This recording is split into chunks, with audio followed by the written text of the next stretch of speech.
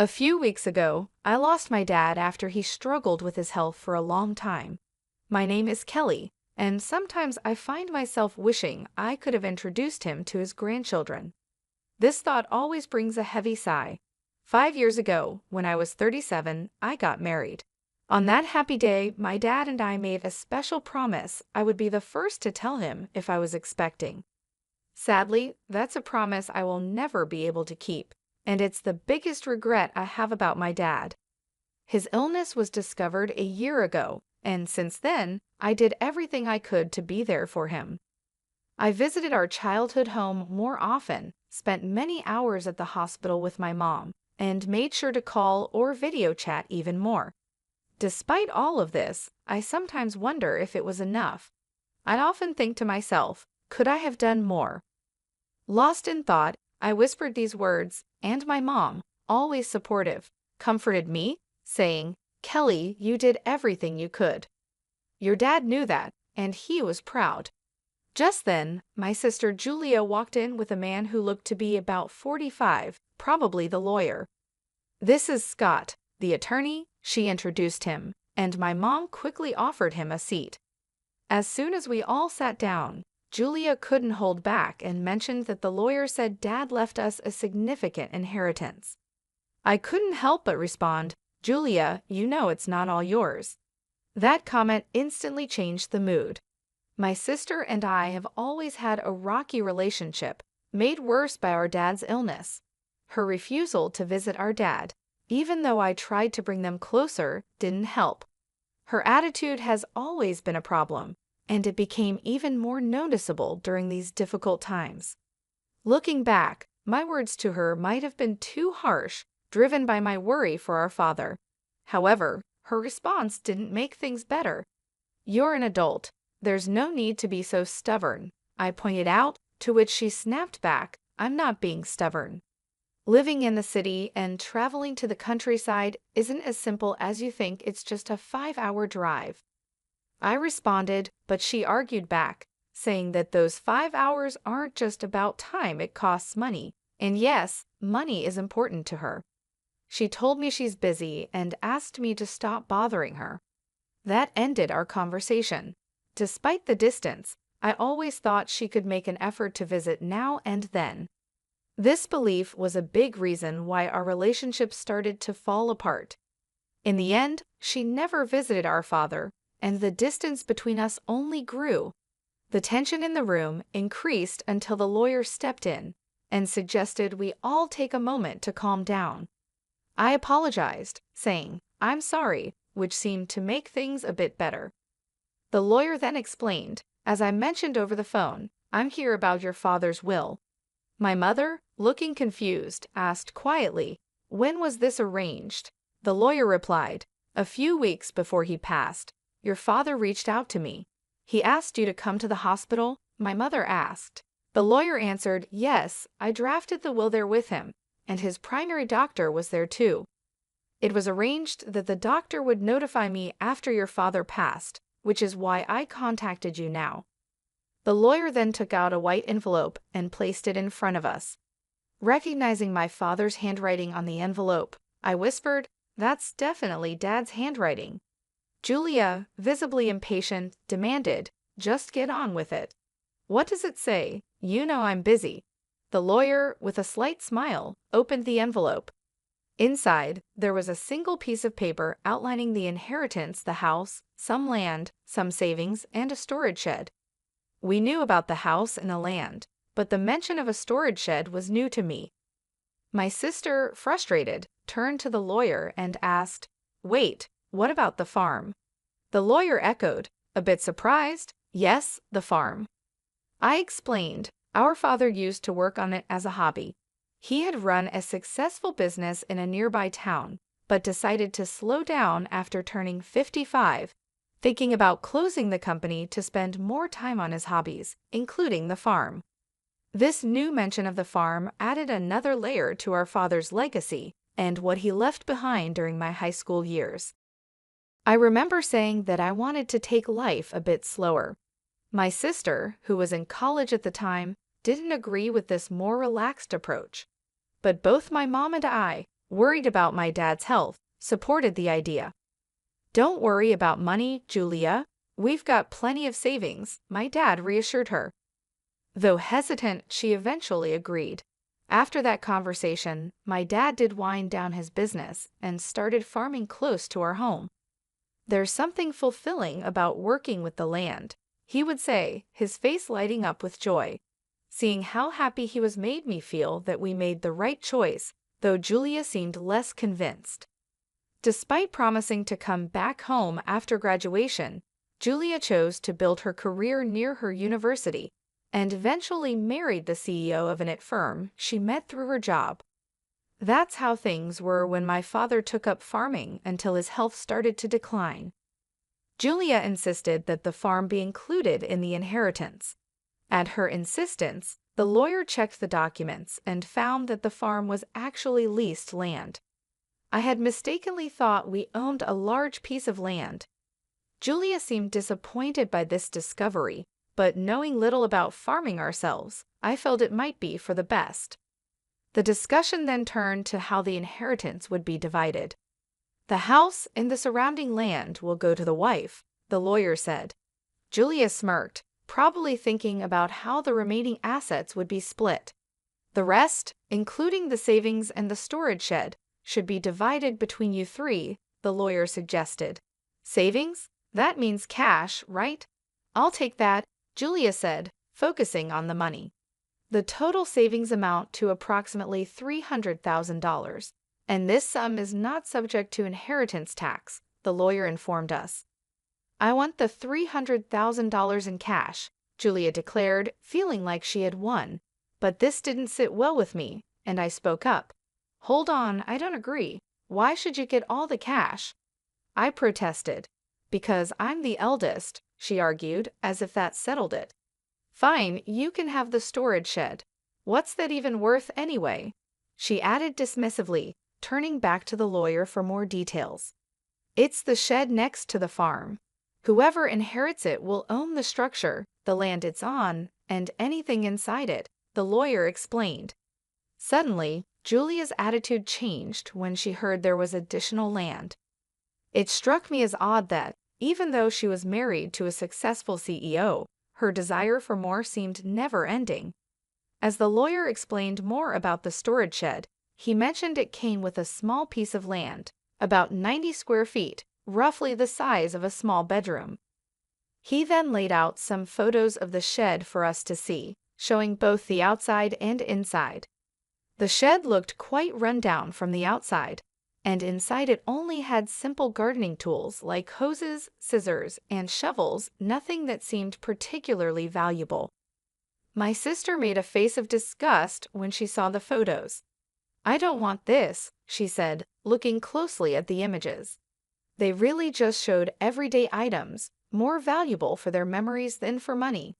"Fine, you take the cash. I want nothing to do with that old shed," she said, clearly wanting to distance herself from what she saw as a worthless inheritance. "Hold on, that seems unfair," I protested, realizing how uneven the division was. My sister quickly agreed to take the cash, knowing it was the more valuable option, leaving me with what she saw as worthless. Her insistence made me feel trapped, especially when my mother said, "As long as Julia doesn't complain later, I see no problem with this arrangement." Complain? Why would I? Julia quickly agreed, satisfied with getting the cash, leaving me with the shed. I couldn't hide my disappointment, but before I could argue more, Julia dismissed my concerns, accusing me of being too sentimental. "You care more about our father than money, right?" she challenged, leaving me momentarily speechless. It's true that family should be valued over money, but her quick decision left me feeling unsettled. In the end, my mother inherited the house and land, Julia happily took all of Dad's savings, and I was left with the neglected shed. After agreeing to the division, Julia even signed a document promising not to dispute how the inheritance was split, laughing confidently as she did so. I couldn't contain my frustration and later expressed my disappointment to my mother. "Why didn't you support me?" I asked, feeling let down. My mother insisted she had helped, claiming that her involvement made sure I got the shed. But I'm not happy with just the shed, I argued, unable to see its value. You might find something unexpectedly wonderful if you give it a chance, my mom suggested, trying to be optimistic. Despite my frustrations, her words sparked a faint glimmer of hope. Maybe there was more to the shed than it seemed, a thought that left me wondering. I tried to make sense of the day's events. After getting the key from the lawyer, I walked to the shed, which was beside a field about 15 minutes away from our house. The path was quiet and rarely used, adding to the peaceful yet somber atmosphere. The field, which my father had leased until he recently went into the hospital, was now empty, giving the place an untouched and solemn feeling. When I unlocked the shed, I was greeted by a thick layer of dust, showing how long it had been neglected. "Wow, it's really dusty," I said, noticing the heavy scent of disuse in the air. Even though I felt a bit disappointed at first, I still hoped to find something special of my father's, maybe a keepsake hidden inside. As I looked around the shed, it quickly became clear that it was just a simple space filled with farming tools. These items might have held sentimental value, but they didn't seem particularly special at first glance. I thought to myself, maybe I should just take what's inside for now, as I scanned the dim and cluttered surroundings. Then I noticed something odd about the shed's size. It seemed smaller on the inside than it did from the outside, which puzzled me. Was it a trick of the light, or was my mind playing tricks on me? I stepped outside to get a better look, still curious about the strange difference. Driven by curiosity, I decided to explore the outside of the shed. As I walked around to the back, hidden among a dense group of trees, I found a second door. "Wait, another entrance?" I gasped. From inside the shed, there had been no sign of this door. It looked like there was only one way in and out. This discovery hinted at a hidden space, only accessible from this secret back door. A surge of excitement rushed through me. Could this be one of Dad's secrets? He loved surprising us, always finding joy in the unexpected, like the surprises he planned for my birthdays. The memories brought tears to my eyes as I re-entered the shed, determined to find the key to this hidden door. After a thorough search, I was ready to discover what lay beyond it. I found 4 keys cleverly hidden inside the handle of a shovel. Excited, I rushed to the back door and tried one of the keys. With a satisfying click, the door swung open. Inside this small, hidden space stood a large safe, alone and imposing. "Is this from Dad's company?" I wondered aloud, as a flood of questions filled my mind. What secrets did it hold? Was this my father's way of leaving a final piece of himself behind? The discovery hinted at parts of my father's life that I had yet to uncover, like a personal treasure hunt he had left for me to explore. I immediately recognized the safe as the one that used to sit in the corner of my father's office, a familiar sight from my childhood. Seeing it brought a wave of nostalgia over me. This safe was a real connection to my father, making the inheritance feel even more meaningful. Knowing my dad, this felt like just the beginning of his final surprises for me. "There's got to be more," I whispered to myself as I used the 3rd key to unlock the safe. The door creaked open, revealing contents that left me completely amazed, an unexpected legacy. Realizing how important this discovery was, I quickly secured the safe and went to tell my mother. Later, with my husband's help, we moved the safe from my parents' home. It occurred to me that these valuable items, likely part of my inheritance, might have tax implications. Wanting to handle this properly, I decided to seek legal advice. Following the lawyer's suggestion, I contacted a certified public accountant, CPA, recommended by a friend to help navigate the possible tax issues. This professional took care of the complicated details, making sure everything was in order. A year passed as we dealt with these matters when, unexpectedly, my sister showed up at my home. Her visit was surprising, especially considering our strained relationship over the inheritance. I was just in the area, she claimed, but her uneasy behavior and the fact that we lived 20 minutes apart made her visit seem less than casual. Despite our complicated history, I invited her in. After serving coffee, she seemed restless and finally asked, "Did you win the lottery or something?" Her question puzzled me. I never played the lottery, and it wasn't the time for my husband's holiday bonus. "What are you getting at?" I asked, trying to understand her point. I finally asked her to clarify her strange accusations. Her mood shifted suddenly to irritation. "Are you making fun of me?" she accused. Her reaction confused me even more, as her question seemed completely unexpected. I had no idea what made her think I had come into a lot of money, especially since only my family knew about the mysterious contents of the safe. My sister was filled with curiosity about money, insisting that I must have received a significant amount. She told me about a recent conversation with our aunt in the city, who unknowingly sparked her curiosity.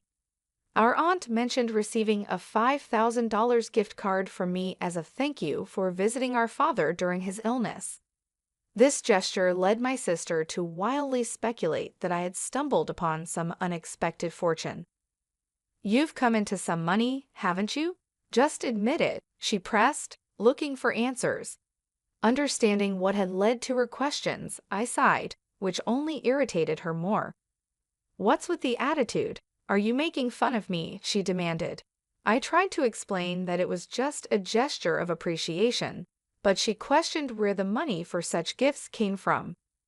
I reminded her of the inheritance, specifically the dusty shed she had dismissed, and then revealed the discovery of the safe inside it, a real treasure trove left by our father. The safe contained a collection of valuable watches, a passion of our father's. Although I wasn't sure of their exact worth, it was clear they were valuable, especially considering the modest savings left behind.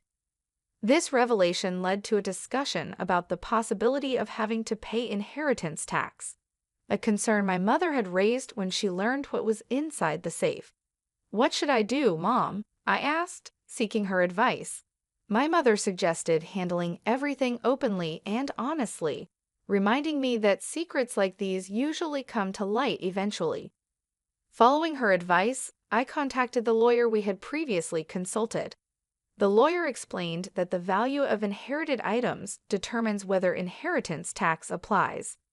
This led me to take the responsible step of accurately declaring the inheritance and ensuring I was complying with all the legal and financial requirements of my newfound wealth by seeking professional advice. I found out that a certified public accountant, CPA, could help manage the valuation and tax obligations of the inherited watches for me. Trusting the CPA with this task, we discovered that the collection was worth an incredible $500,000. Because of their high value, it was clear that inheritance tax needed to be paid. The sensible advice was to keep only the watches that held sentimental value to me and sell the others to someone who could appreciate and afford them. This approach not only made financial sense, but also felt right emotionally. From the money made from the sale, I was able to cover the inheritance tax and also send gift cards to relatives who supported us during my father's illness. This is what had sparked my sister's curiosity.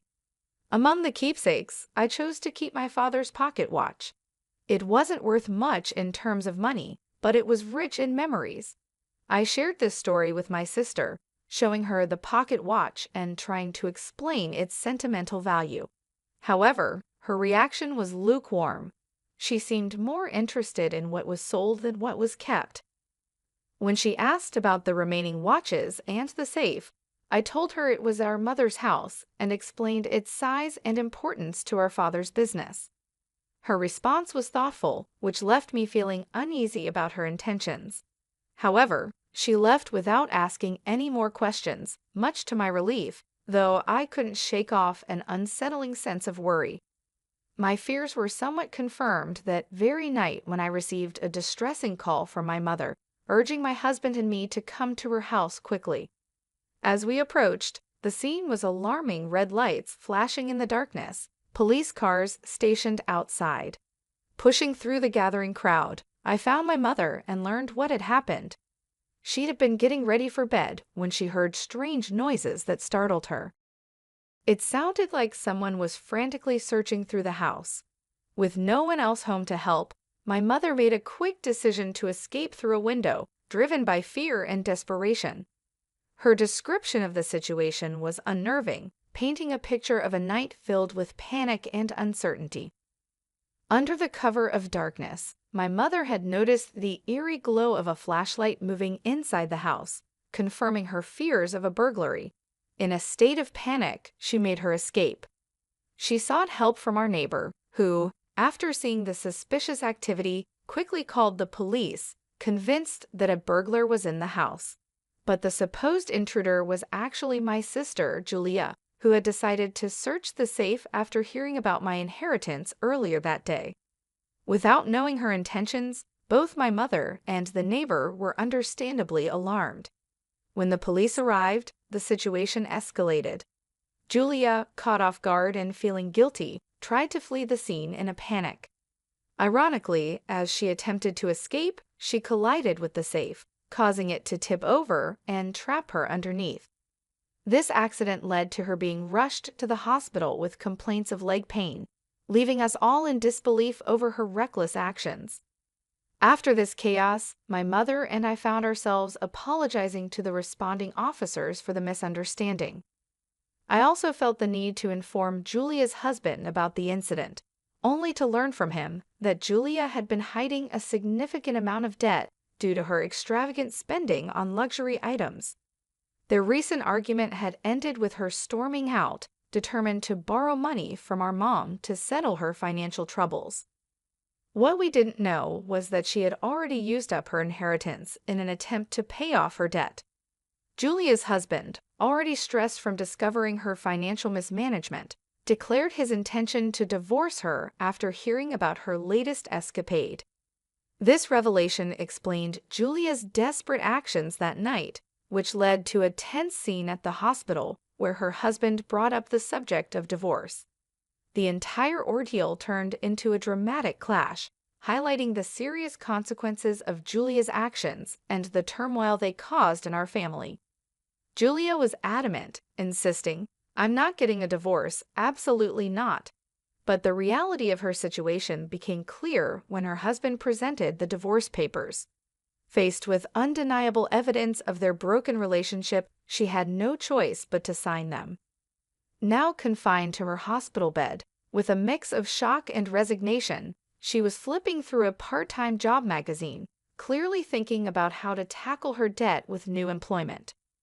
While this turn of events was unfortunate, it offered a small glimmer of hope that she might finally take responsibility for her actions after everything that had happened.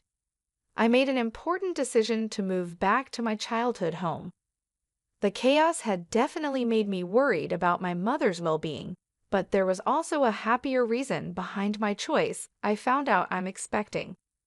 After a lot of discussion, my husband and I agreed that moving back would be the best decision.